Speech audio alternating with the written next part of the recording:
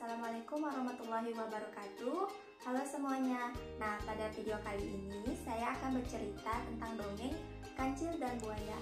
Baik, langsung saja saya akan menceritakan dongeng Kancil dan Buaya. Dikisahkan, pada suatu hari di siang yang terik, seekor kancil berjalan lunglai menahan haus dan lapar. Musim kemarau sudah tiba, daratan tempat tinggal kancil sudah kering dan tak ada makanan.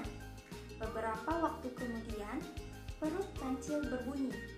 Ya, kancil yang dianggap hewan cerdik tersebut merasa lapar. Aduh, aku lelah dan lapar sekali. Musim kemarau sudah tiba, keluh kancil. Kancil pun berjalan menuju sungai nan segar. Ia hanya bisa minum tanpa bisa makan. Tiba-tiba, di seberang sungai, kancil melihat kebun timun yang tumbuh subur dan lebat. Mentimun adalah makanan kesukaan kancil. Ia berniat menyeberangi sungai yang dalam tersebut untuk mendapatkan mentimun yang letaknya berada di seberang sungai.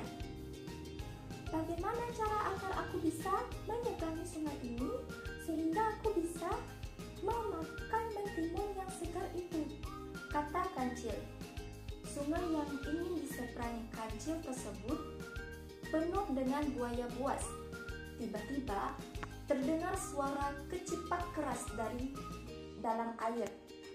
Ternyata itu adalah buaya. Sungai ini penuh dengan buaya yang rakus. Jika aku menyeberang, pasti aku akan dimakan oleh buaya rakus tersebut, kata kancil. Dari jauh, tampak seekor buaya berenang mendekati kancil. Selamat siang buaya, apakah kalian semua sudah makan? Tanya kancil. Namun, buaya tersebut hanya diam, tidak menjawab pertanyaan sang kancil. Tak lama kemudian, seekor buaya berbicara kepada sang kancil. Kancil, kebetulan sekali kau datang ke sungai ini. Mendekat dan minumlah air sungai kami yang segar ini. Kau haus bukan? Bujuk seekor buaya. Kancil yang cerdik pun tidak mudah terkena bujuk rayu buaya tersebut. Ia pun berpikir keras bagaimana caranya agar ia bisa menyeberangi sungai tersebut. Tak perlu waktu lama, kancil si cerdik pun menemukan ide cemerlang. Si kancil pun mendekat. Wahai buaya, sebenarnya aku kesini diperintahkan oleh Raja Hutan untuk membagikan daging segar untuk kalian para buaya, tutur kancil. Benarkah kancil? Wah, kebetulan sekali. Aku dan beberapa temanku memang belum makan siang, jawab buaya kegirangan. Hari ini ikan-ikan entah pergi kemana, sehingga kami tak punya cukup makanan, ujar buaya. Wah, kebetulan sekali ya. Kalian tidak perlu khawatir akan kelaparan wahai para buaya, karena aku akan membagikan daging yang segar untuk kalian semua, ujar kancil. Kancil pun mendekat ke sungai sambil meminum air yang segar. Sebelum membagikan daging yang segar tersebut, terlebih dahulu aku harus tahu jumlah kalian semua agar adil, kata kancil. Terima kasih kancil, ternyata hatimu begitu mulia, sangat berbeda dengan apa yang dikatakan oleh teman-teman di luar sana. Mereka bilang kau licik dan suka memanfaatkan keluhuan temanmu untuk memenuhi segala ambisimu, jawab buaya yang polos tanpa ragu-ragu. Mendengar hal itu, kancil sebenarnya sedikit kesal, namun ia harus tetap terlihat tenang demi mendapatkan mentimun yang banyak di seberang sungai. Aku tidak mungkin sejahat itu. Biarlah, mereka hanya belum mengenalku saja.